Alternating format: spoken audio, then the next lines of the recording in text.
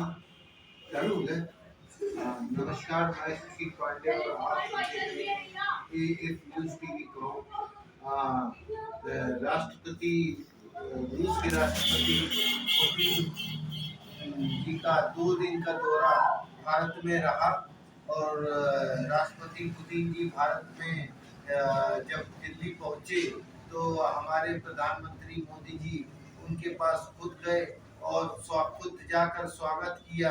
और फिर पुतिन जी को राष्ट्रपति जी को अपनी गाड़ी में बिठाया और गाड़ी में बिठा के अपने निवास पर लेके आए, जहां उनका रेड कार्पेट से स्वागत किया गया।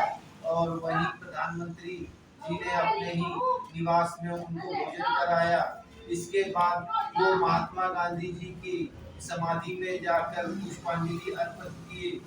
इसके अलावा जो हमारे राष्ट्रपति है द्रौपदी मुर्मू जी ने उनको अपने राष्ट्रपति भवन में भोजन के लिए निमंत्रण किया। और इसके अलावा कई सारी पुतिन जी ने कहा है कि जो उनके यहाँ कैंसर का टीका तैयार हो रहा है वो भारत के लिए बिल्कुल मुफ्त दिया जाएगा, जिससे कैंसर के मरीजों को बहुत बड़ी मदद मिलेगी। इसके अलावा 2030 तक राष्ट्रपति पुतिन जी और हमारे भारत के प्रधानमंत्री जी का एक बहुत बड़ा विजन तैयार हो गया है।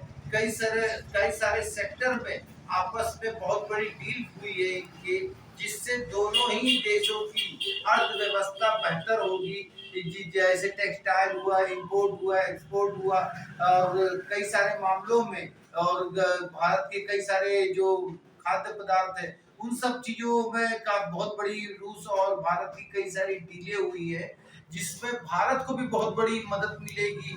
इसके अलावा रक्षा सौदा में रूस हमें कई वर्षों से अच्छे से अच्छा हथियार देता रहा, जिससे भारत की सुरक्षा और मजबूत हो रही है।